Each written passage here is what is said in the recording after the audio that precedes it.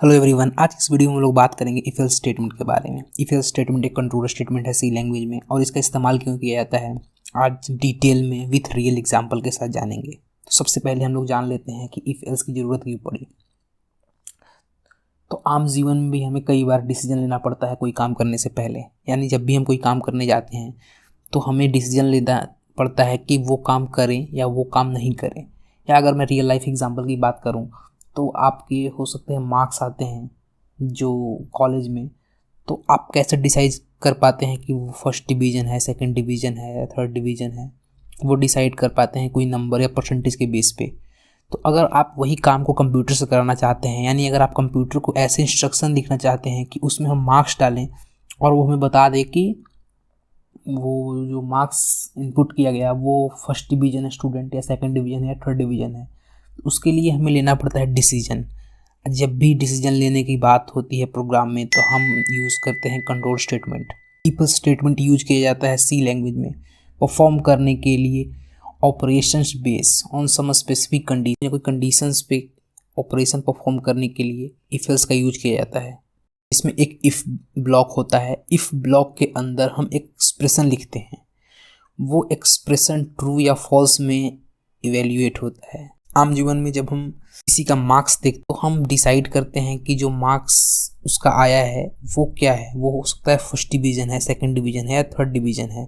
एक एग्जांपल और ले लेते हैं, जैसे वोटिंग सिस्टम। फॉर एग्जांपल, जब हम 18 ईयर्स के हो जाते हैं तब हम एलिजिबल होते हैं वोटिंग के लिए। यही काम को अगर हम कंप्यूटर से कराएं या कुछ ऐसे प्रोग्राम लिखें जो कंप्यूटर में बता दे कि जो एज है वो एलिजिबिलिटी के लिए फुलफिल है या नहीं है, यानी जो एज यूज़र इनपुट करे वो बता दे कि हाँ ये जो बंदा है वो एलिजिबल है ये काम करने के लिए।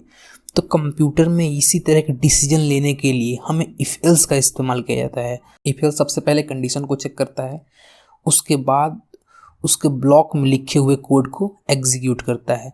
यानी ये जो कंडीशन है वो पहले चेक होता है कि जो हमने कंडीशन लिखा हुआ है वो ट्रू है या ट्रू नहीं है, यानी फॉल्स है। जब कंडीशन ट्रू होता है तब उसके ब्लॉक में लिखे हुए कोड एग्जीक्यूट होता है, अदरवाइज एग्जीक्यूट नहीं होता है। तो बहुत सारे ऐसे काम होते हैं प्रोग्रामिंग लैंग्वेज में जो हमें डिसीजन लेना पड़ता है और विदाउट डिसीजन हम अपने प्रोग्राम के फ्लो को डिसाइड नहीं कर सकते। आइए हम कोडिंग के जरिए समझते हैं इफ एल्स के बारे में। हम सबसे पहले प्रोग्राम बनाना चाहते हैं इफ एल्स, तो सबसे पहले हम मेन फंक्शन बनाना होगा, क्योंकि विदाउट मेन फंक्शन सी लैंग्वेज का एग्जीक्यूशन ही मेन फंक्शन स्टार्ट होता है, इसलिए सबसे पहले मेन फंक्शन बनाना होगा। तो उससे भी पहले हम एक हेडर फाइल इंक्लूड कर लेते हैं जिसका नाम है studio.h।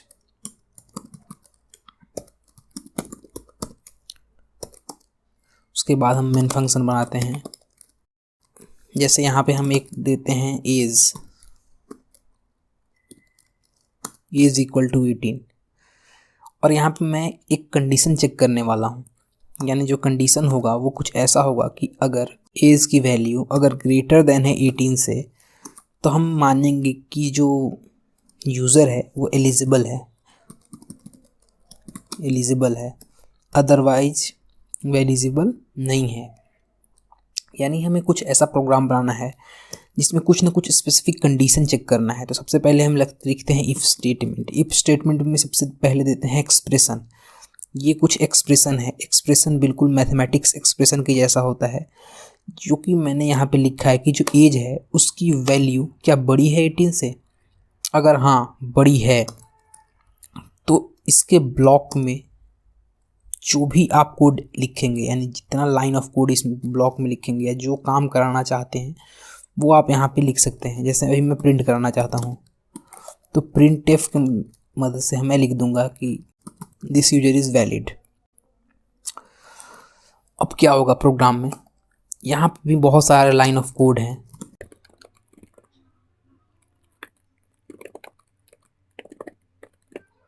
मेन फंक्शन का एग्जीक्यूशन स्टार्ट होगा तो सबसे पहले ये वेरिएबल में वैल्यू असाइन हो जाएगी।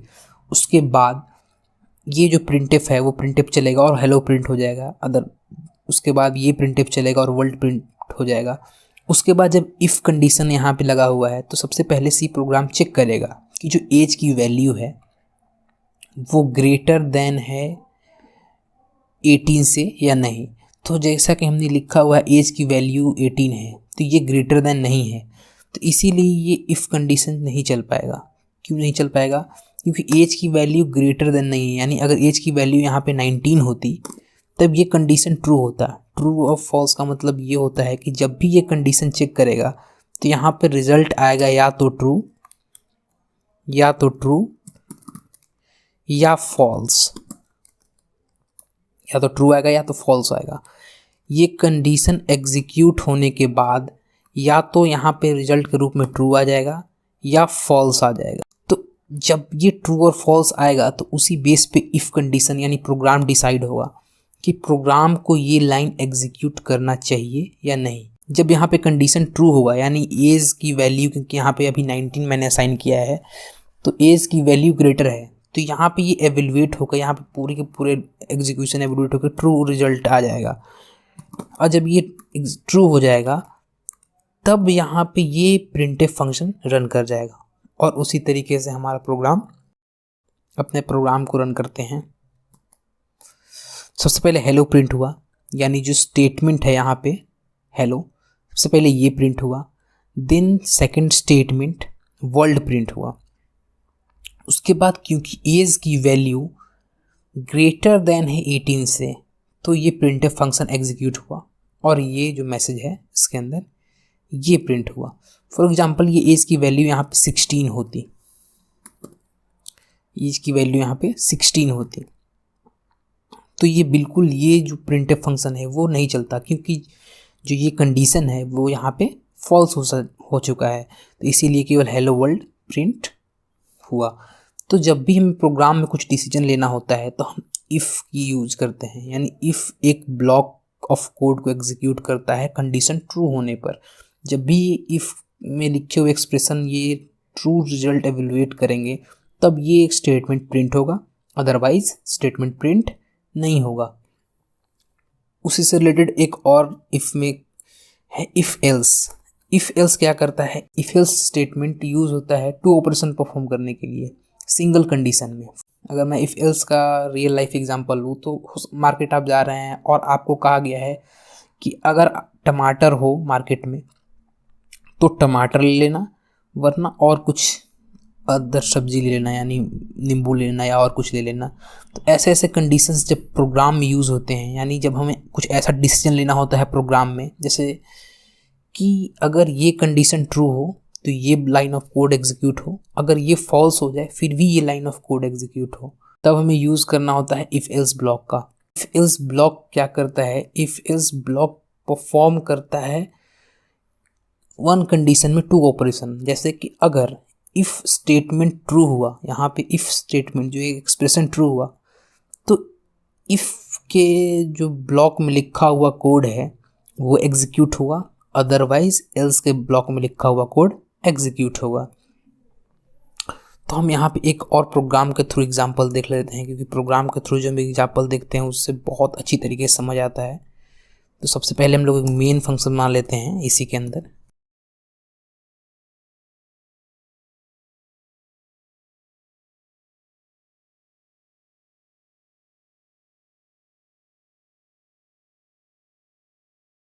तो ये अपना मेन फंक्शन बन चुका है और यहाँ पे मैंने इफ़ एल्स का स्टेटमेंट यूज़ किया हुआ है जो कि मैंने लगाया हुआ है। तो सबसे पहले हम एग्जाम्पल देख लेते हैं इफ़ एल्स का। तो इफ़ एल्स का जो हम एग्जाम्पल देखने वाले हैं उसमें हम एक ऐसा प्रोग्राम बनाने वाले हैं जो चेक करेगा यूज़र के इनपुट के हिसाब से कि यूज़र जो है वो एलिजिबल है वोट के लिए या नहीं। तो हम सबसे पहले एक एज नाम का वेरिएबल बनाते हैं और प्रिंटफ को लिख के और प्रिंटफ की मदद से यूज़र को मैसेज देते हैं कि यूज़र टाइप करे अपना age, enter a age. Scanf की मदद से हम जो यूज़र इनपुट देगा वो उसको हम रिसीव करते हैं।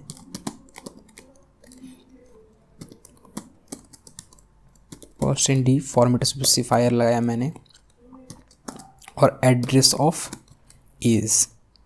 अब हम डिसीजन लेना चाहते हैं कि एज के वेरिएबल में जो वैल्यू है उसके हिसाब से।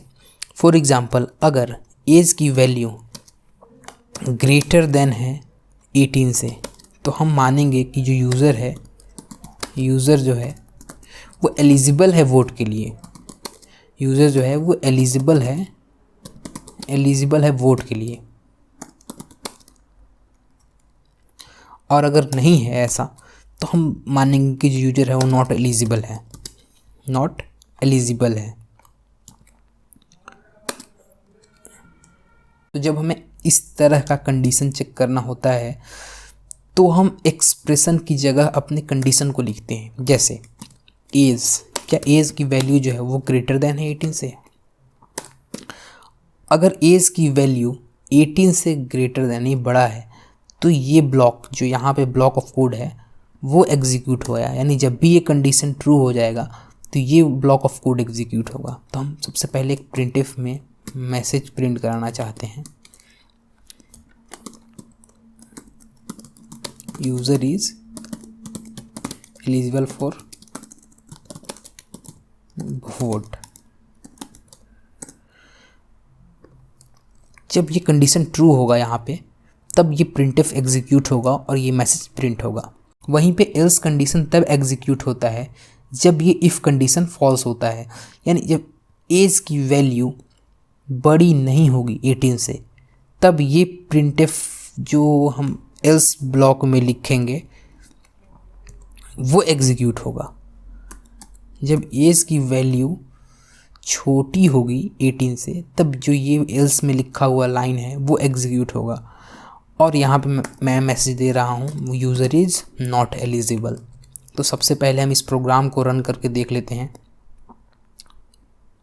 तो हमने प्रोग्राम को रन किया है और यहाँ पे मैसेज आ गया इंटर अ एज, जैसा कि आप देख सकते हैं। और जब मैंने 19 दिया तो user is eligible for vote, यहाँ पे मैसेज प्रिंट, यानी जो इफ़ कंडीशन है वो ट्रू हो गया। और जब इफ़ कंडीशन ट्रू होता है तो इफ़ के जो ब्लॉक है, यानी ये जो ब्लॉक है इसमें जितना भी कोड लिखा हुआ होगा सारा एग्जीक्यूट होगा लाइन बाय लाइन। लेकिन हो सकता है जो यूज़र की वैल्यू है, जो एज की वैल्यू है वो 18 नहीं, यानी यूज़र की एज 18 नहीं है, तब क्या प्रिंट होगा? ऐसे मैंने 12 इंटर किया, user is not eligible for vote, यानी यूज़र एलिजिबल नहीं है वोट के लिए।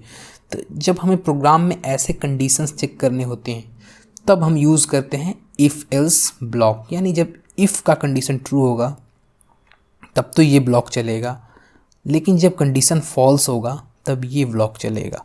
तो हम अपने प्रोग्राम में जब भी डिसीजन लेना होता है तो ऐसे डिसीजन लेते हैं जो इफ़ एल्स के जरिए लिया जाता है। और भी बहुत सारे कंट्रोल स्टेटमेंट जैसे स्विच केस, लूपिंग स्टेटमेंट और बहुत सारे कंट्रोल स्टेटमेंट है जिसके कारण हम डिसीजन ले पाते हैं अपने प्रोग्राम को कैसे एग्जीक्यूट होगा, कितने बार रन करेगा। तो फिलहाल के लिए इस वीडियो में इतना ही। आगे और हम डिटेल में जानेंगे if else ladder, while loop, switch statement और बहुत सारे जो कंट्रोल स्टेटमेंट के और पार्ट हैं वो हम लोग नेक्स्ट वीडियो में जानेंगे।